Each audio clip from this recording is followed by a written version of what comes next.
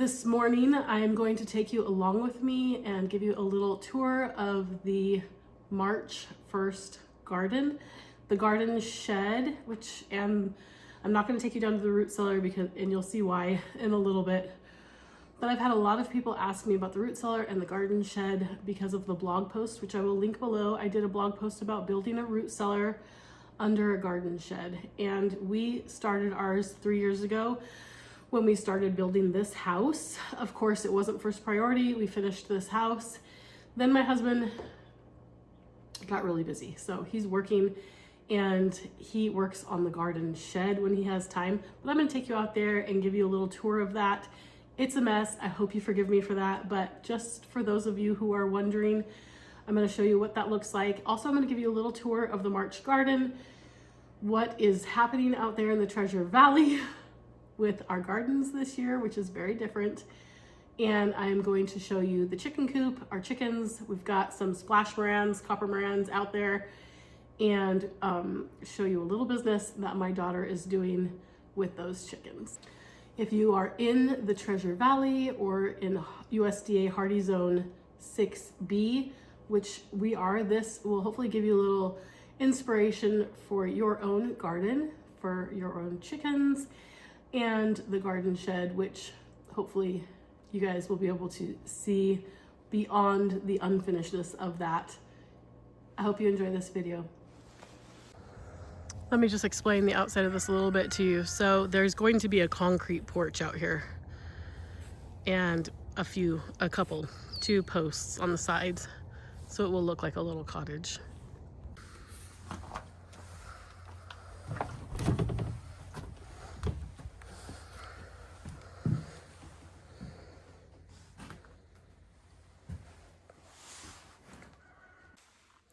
Okay, so we are out in the garden cottage. You can see this wall and this wall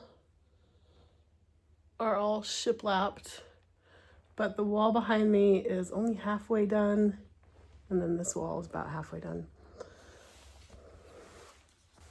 The way that this is right now, I know that you cannot see the opening to the root cellar below. That's because it is over here underneath everything.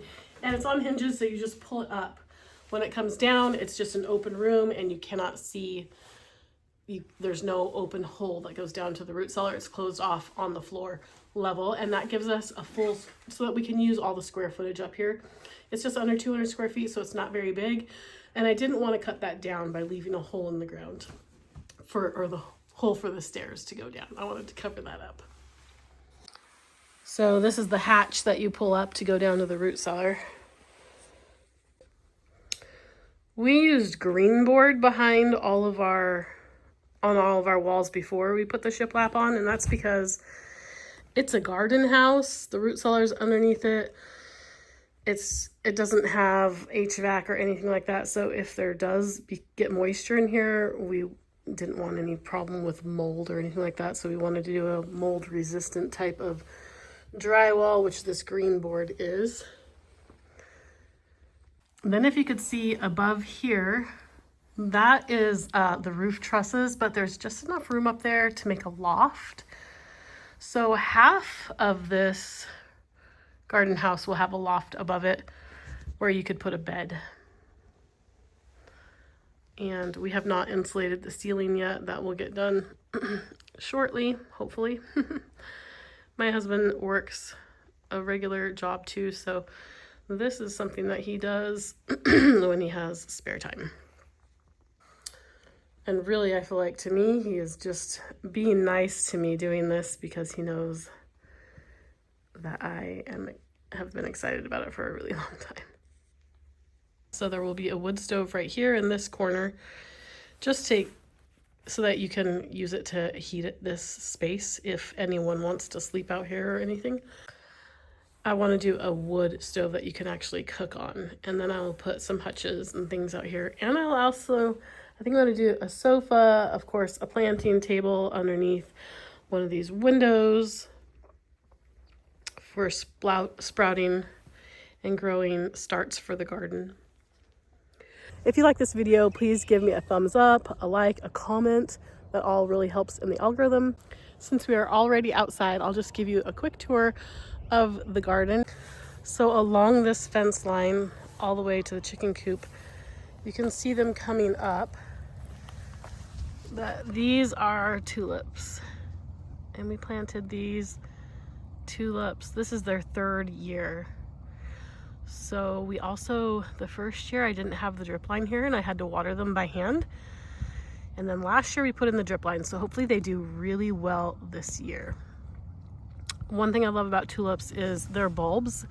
You can leave them in the ground and they multiply. So the longer you have those tulip bulbs in your ground, the more tulips you'll have every year. This is a section that we added last year.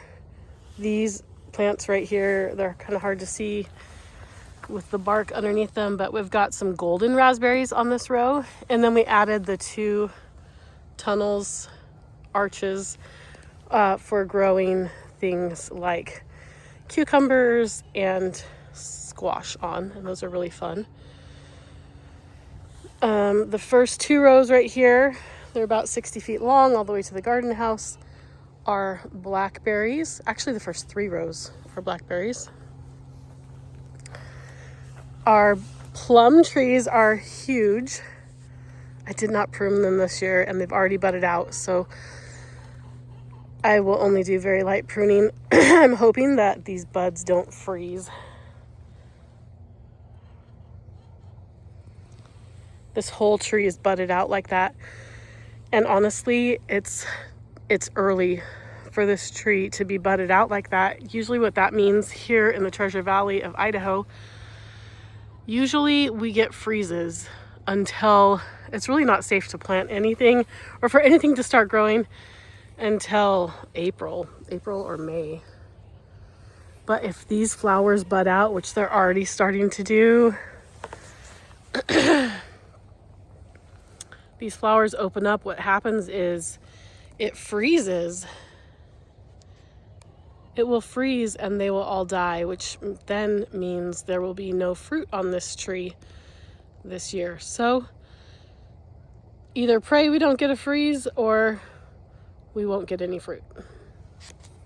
And we have 2 of those big plum trees to cross-pollinate with each other, right, with a gate in the middle. And then of course there's our water spigot. Last year we rocked this whole area and planted roses. There's also the tulips in here. So the tulips will come up, but these are all rose bush plants in here. They're not the tea roses, they're big bush plants. And then the garden beds have all been cleaned out except for the asparagus way back there. The asparagus needs to get cut down. And it's funny because I had planted these leeks and they never came up, but you know, this winter in the Treasure Valley has been much more like a fall. We really haven't had any deep freezes at all, and these seeds have sprouted. So we've got leeks already growing in the garden, some rhubarb plants starting to come up already. My kale never died. Can still be eating the kale if we want to. They're smaller, but the kale never died off. These will keep growing this year. The stalks of them are about 2 inches thick.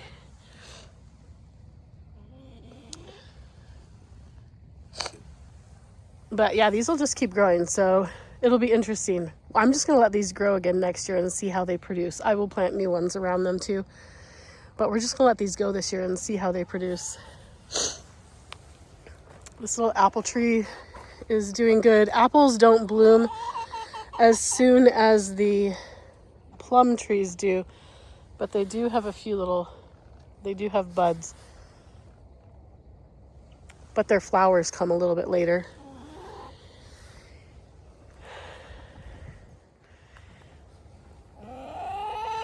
This year we have a ton of Copper Marans or Splash Marans And we had cut our last cutting of hay that we did.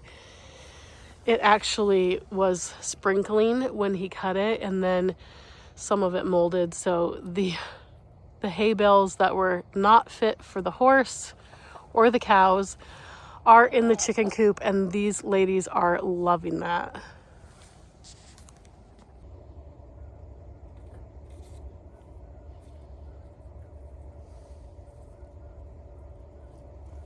My teenage daughter is always looking for a way to earn money. She's got a horse and she's got ambitions. And so last year I had bought these Copper Marans for $30 a piece from Craigslist. And we ended up getting some roosters. They were all supposed to be hens, but we ended up getting some roosters. So we saved the calmest rooster out of the 4 that we had. The others had to go. They had to go. So we did keep one rooster, and he's really great. He's very gentle with all the hens. But my daughter is now propagating chickens, hatching them, incubating them, and selling them on Craigslist, and she is doing great. And so that's another way that your kids can make money with chickens. You can just see how thick the alfalfa is, hay is, on the bottom of this chicken coop floor. But honestly, I love it because it keeps the mud down to like nothing. There's no mud in this chicken coop or chicken yard. Plus the chickens like to dig through it, and they also eat all the leaves off of the stems. So they're getting the organic alfalfa into their diet along with their chicken food. Just getting those greens throughout the wintertime.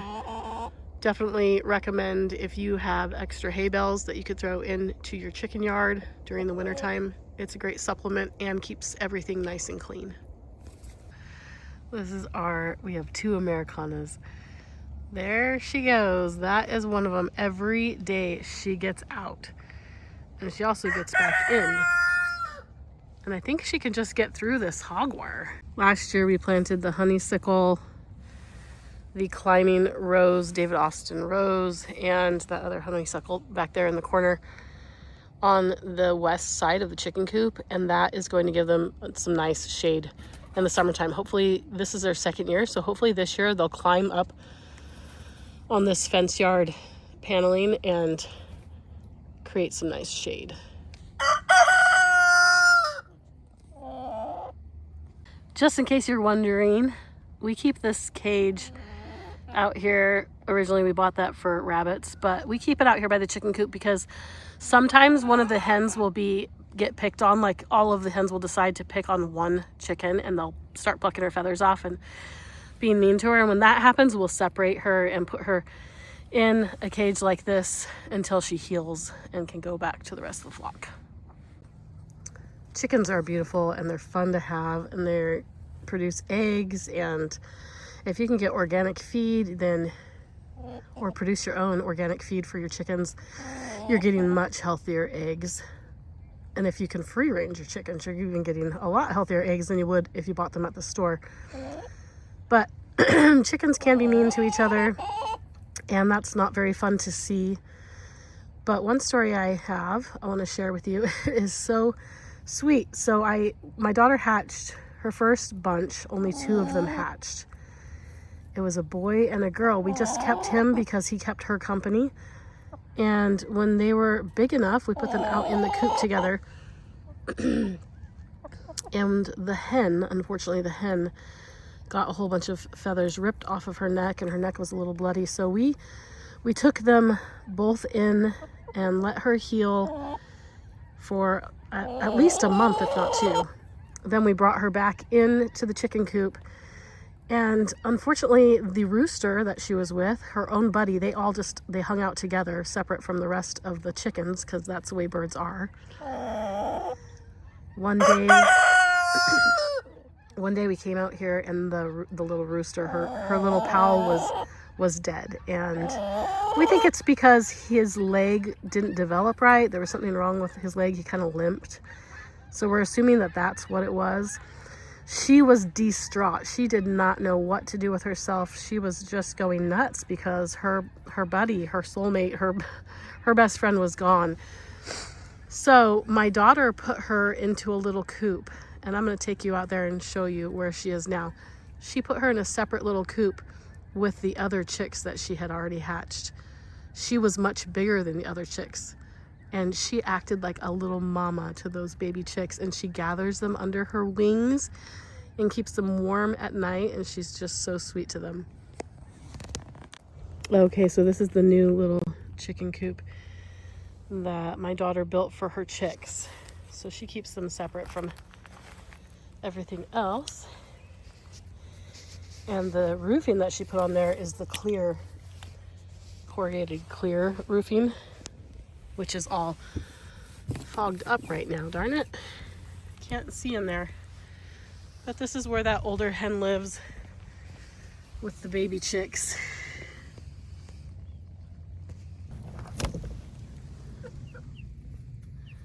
And this older hen, she just acts like a mama to these baby chicks and keeps them warm at night. She's super sweet. So sometimes you do. So usually chickens aren't the nicest animals, but every once in a while you get a sweet chicken.